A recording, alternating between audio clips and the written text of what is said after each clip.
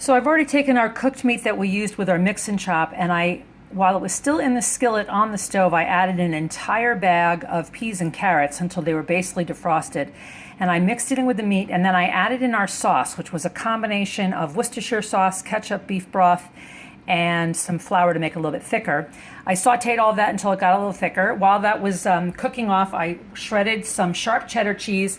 And otherwise, I have in this pot, we were boiling 3 russet potatoes and 1 sweet potato, and then I drained out the majority of the water, mashed it up. I added about half of a stick of butter and a little bit of heavy cream, but I didn't throw away all the water. I kept some of it in a bowl nearby, because if you need to make the potatoes creamier, you can add just back some of the starch water and not be adding any more fat into it. So basically, we're going to layer this all up.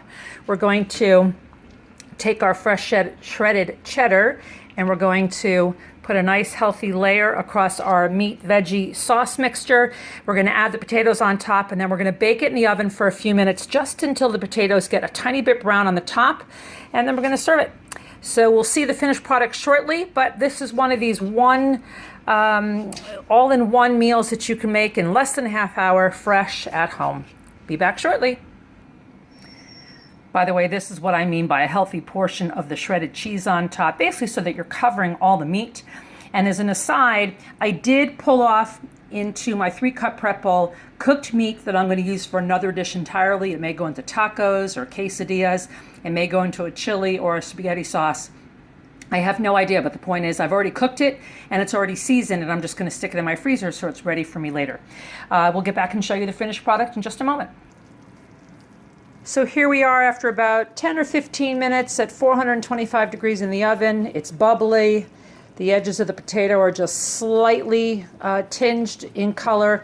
And I'm going to add a little bit more of my shredded sharp cheddar cheese on top and talk about yummy delicious. By the way, if you're using fresh shredded cheese, which I highly recommend, the flex mats are perfect because it allows you to literally pick up the entire content. If I were putting this into a plastic bag of my leftovers, or if I was sprinkling it across my dish, it allows me to quickly and easily control the whole thing, and I love them.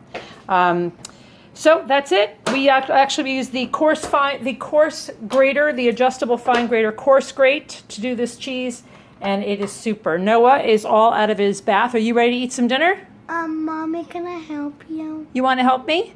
Okay, well, as soon as I dish it up, you can bring the plates to the table, okay? Bon appetit, everybody.